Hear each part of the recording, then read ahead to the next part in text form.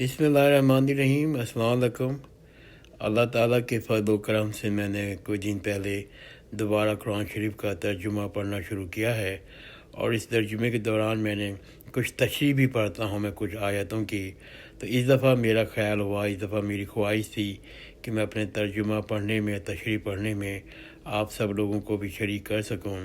اور آج اس سلسلے میں ہماری 9ویں نشست ہے، اور اللہ تعالیٰ کے فضل و کرم سے ابھی ہم نے جز اول اور جز کا مکمل مطالعہ کر لیا ہے، اور جز دویم میں بھی ہم لوگ البقرہ کی آیت نمبر 210 تک کا مطالعہ کر چکے ہیں۔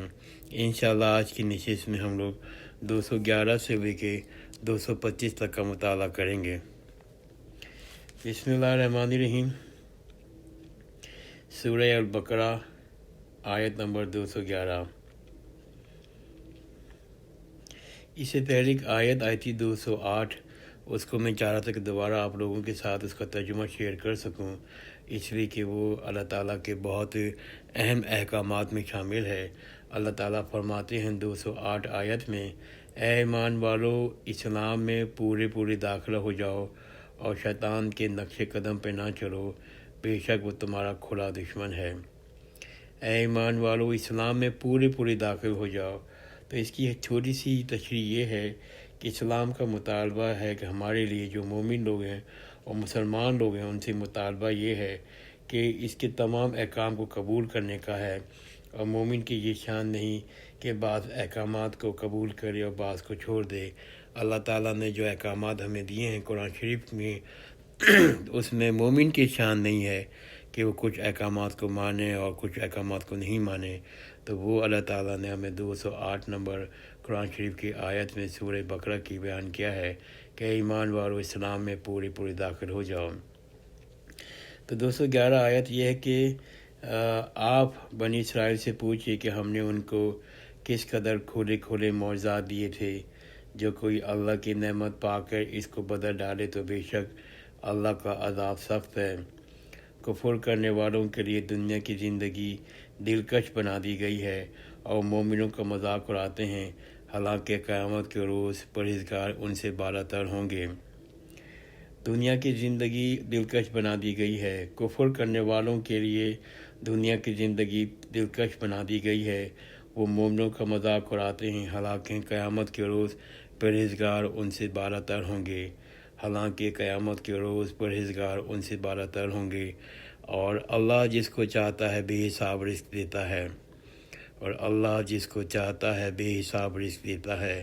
پہلے سب لوگ ایک ہی امت تھے، مگر جب ان میں اختلاف ہوا تو اللہ نے نبی بھیجے جو خوشخبری دیتے اور ڈراتے تھے، اور ان کے ساتھ سچی کتاب بھی نازل کی تاکہ لوگوں کے درمیان ان باتوں کا فیصلہ کر دے جس میں انہوں نے اختلاف کیا تھا۔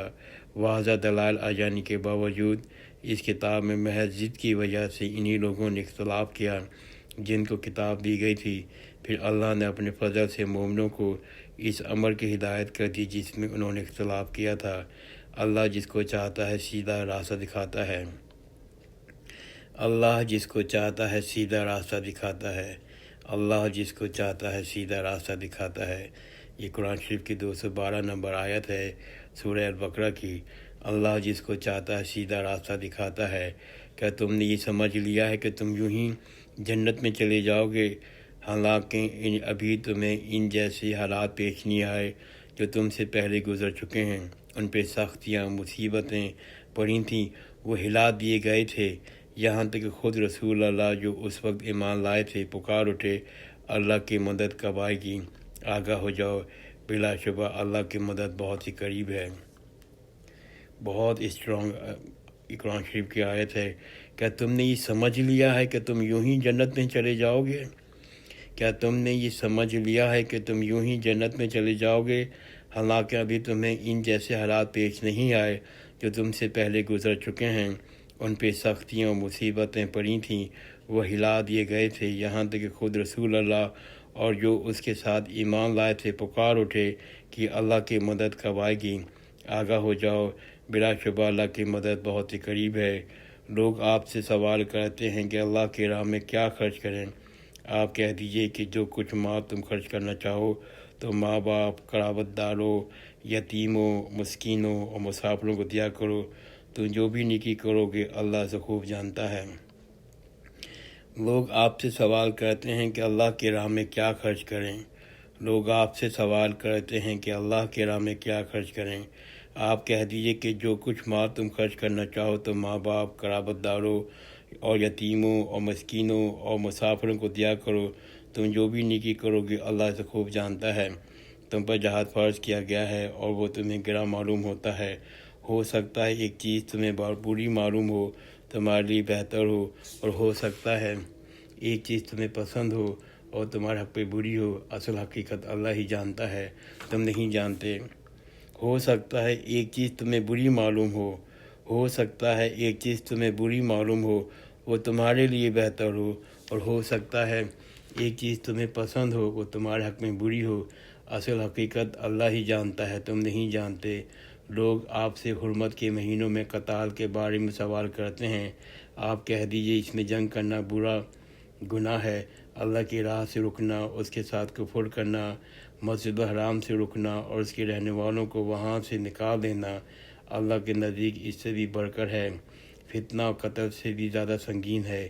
فتنہ قتل سے بھی زیادہ سنگین ہے۔ یہ کفار تمہارے ساتھ ہمیشہ لڑتے رہیں گے، یہاں تک کہ اگر ان کے بس میں ہو تو تمہیں تمہارے دین سے برگشتہ کر دیں۔ تم میں سے جو اپنے دین کو چھوڑ دے گا اور کفر ہی کی حالت میں مرے گا تو ایسوں کے تمام اعمال دنیا اور آخرت میں ضائع ہو جائیں گے۔ یہی لوگ اہل دوزخ ہیں، وہ ہمیشہ اسی میں رہیں گے۔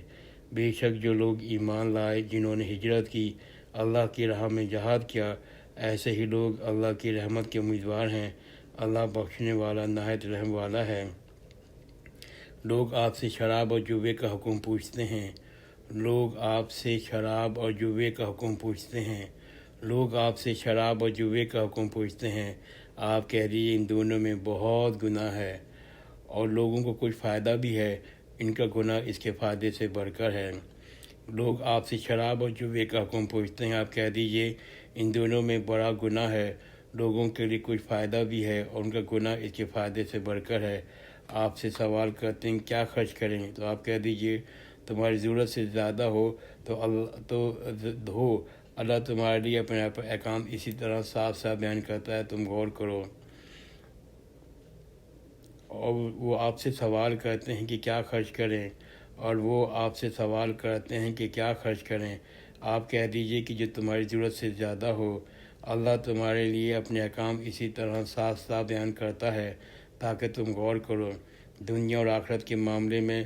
اور آپ سے یتیموں کے سلسلے میں سوال کرتے ہیں۔ آپ کہہ دیجئے جس میں اس کی بھلائی وہ بہتر ہے، اگر تم ان سے مل جل کر رہو تو وہ تمہارے بھائی ہیں۔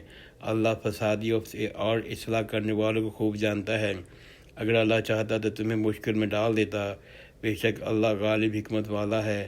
اور تم مشرک عورتوں سے نکاح نہ کرو جب تک کہ وہ ایمان نہ لائیں۔ مشرک عورتوں سے تو صاحب ایمان کا نیز بہتر ہے، اگرچہ وہ مشرک عورتیں تمہیں پسند ہو۔ اور مسلمان عورتوں کو مشرکین کی نکاح میں نہ دو جب کہ وہ ایمان نہ لائیں۔ صاحب ایمان غلام مشرک مرد سے بہتر ہے، اگرچہ وہ مشرک تمہیں پسند ہو۔ یہ لوگ تو تمہیں جہنم کی طرف بلاتے ہیں اور اللہ اپنے حکم سے تمہیں جنت اور مغفرت کی طرف بلاتا ہے۔ وہ لوگوں کو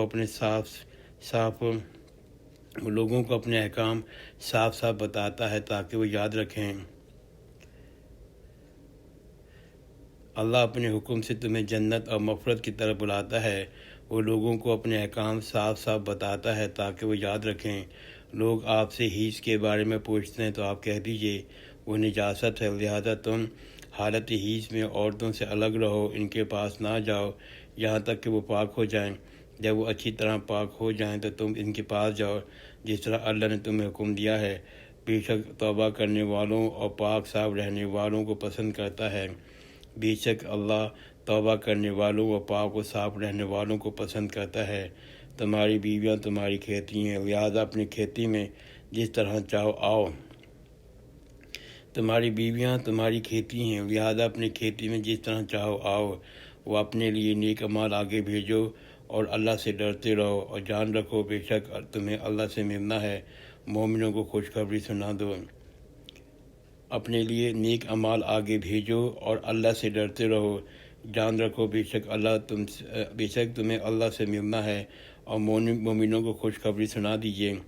اللہ کو اپنی قسموں میں آڑ نہ بناؤ، نیکی نہ کرو اور پرہیزگاری اختیار نہ کرو گے، لوگوں کے درمیان صلاح نہ کرو گے، اللہ خوب سننے والا اور جاننے والا ہے۔ یہ آیت ہے 224 کی۔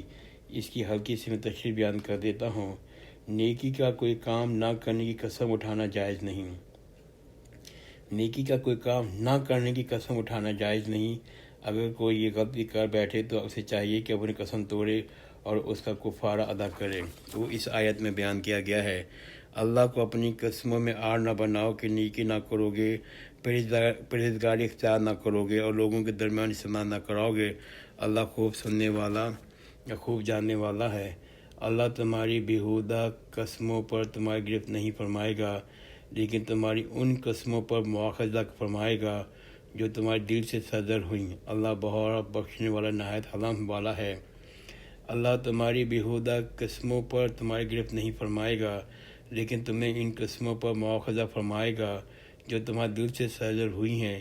اللہ بڑا بخشنے والا نہایت حلم والا ہے، لیکن ان تمام قسموں پر مواخذہ فرمائے گا جو تمہارے دل سے صدر ہوئی ہیں۔ اللہ بڑا بخشنے والا نہایت حلم والا ہے۔ الحمدللہ آج ہم نے 225 تک آیت کا مطالعہ کر لیا ہے سورہ البقرہ کی۔ انشاءاللہ آئندہ کی نشست میں ہم سورہ بقرہ کی باقی آیتیں پڑھ کے اور دوسرا جس کا مکمل ترجمہ پڑھ لیں گے اور تشریح پڑھ لیں گے۔ جزاک اللہ خیرن، خدا حافظ۔